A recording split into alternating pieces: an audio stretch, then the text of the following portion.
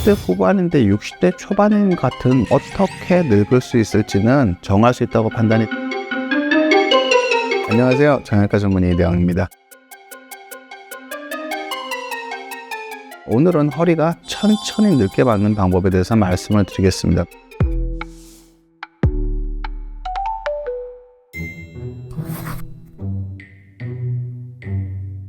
협착증은 기본적으로 노화를 촉진하는 병입니다. 협착증 자체가 내가 쓰는 양에 비해서 몸통에서 버티는 힘이 약해지면은 허리에 많이 떨어지는 힘이 증가하게 되고, 그게 오랫동안 쌓여서 신경을 누르게 되고, 신경을 누르게 되면 코어가 다시 약해지는 이런 악순환을 그리는 병이기 때문에 몸통에 힘이 떨어지게 만드는 병이고요. 그럼 연세가 드시게 되면은 누적된 힘의 양이 많아지는 부분과 내 코어에 힘이 떨어져 있는 부분 때문에 크게 다치지 않아도 어느샌가 협착증이 우리를 괴롭히게 된다, 그렇게 이해하시면 될 것 같습니다. 협착증 자체가 신경이 눌리게 되면은 우울증을 만들어서 활동량을 줄여서 몸을 늙게 만드는 병이고요. 중심성 협착이 심해지면은 허리를 피지 못해서 허리를 숙이게 만들어서 활동할 때 에너지 소모를 늘려서 몸의 활동량을 줄여서 몸을 늙게 만드는 병입니다. 그래서 협착증은 제일 무서운 점은 몸을 늙게 만드는 병이고, 협착증이 잘못 관리가 되게 되면 몸이 걷잡을 수 없이 늙어버려서 그 어떤 치료를 해도 환자분들이 노년기에 힘든 삶을 지내시는 경우가 많습니다. 이런 경향들이 전체적으로 몸의 노화를 향하는 소견이라고 보시면 됩니다.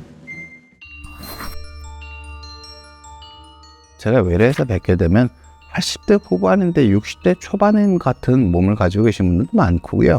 60대인데 80대 후반 같은 몸을 가지고 계신 분들이 많거든요. 결국 그건 무엇이 가르는 거냐면은 몸 자체가 얼마나 많은 스트레스를 받아왔느냐. 제일 큰 거는 첫 번째는 수술 방법이 좀 컸을 때가 그렇습니다. 수술 방법이 크다는 거는 절개가 많고 출혈이 많다는 걸 의미합니다. 절개가 많고 출혈이 많은 것 자체로 몸이 늙을 수 있는 이유가 되고요. 또 한 가지는 뼈를 많이 건드리면은 통증이 많이 생기기 때문에 몸을 늙게 되는 요소가 있고요. 또 뼈를 건드리게 되면은 초기 재활에서 조심해야 될 부분이 많습니다. 뼈를 건드리게 되면 구조적으로 약해진 부분이 있기 때문에 재활에서 조심해야 되는 부분이 커서 가속화된 재활을 하기가 어렵게 됩니다. 그런 식의 치료를 받게 되면 수술 자체로 몸이 늙어지는 요소가 나타나게 되는 겁니다. 허리를 가르는 큰 수술을 해야 되는 거는 노화를 결정적으로 촉진할 수 있는 방법이라고 보셔도 좋습니다. 그래서 그럼 허리가 안 넓게 하려면 어떻게 해야 되느냐? 최소 침습 수술입니다. 몸에 무리가 가장 적게 가는 방향으로 치료하시는 게 좋습니다.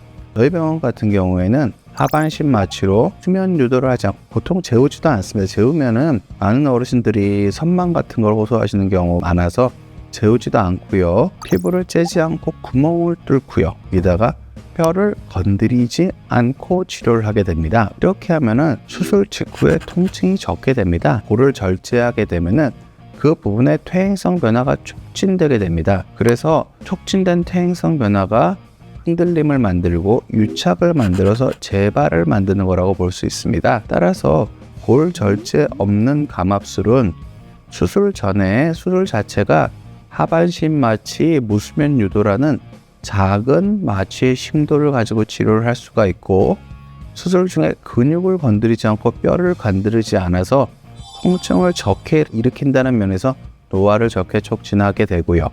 여러분들이 뼈를 골절제 없는 감압이 어떻게 보이는지, 골절제 없는 감압은 티가 안 나는 겁니다. 수술 전후 CT가 똑같다라는 느낌이 들으면 뼈를 안 건드릴 거거든요. 기본적으로 우리가 유압을 할 때 공식적으로 저명한 학회에서 인정하는 기준이 뭐냐면요, 감압을 하다가 50% 이상이 제거된 경우에는 유압술이 타당하다고 되어 있습니다.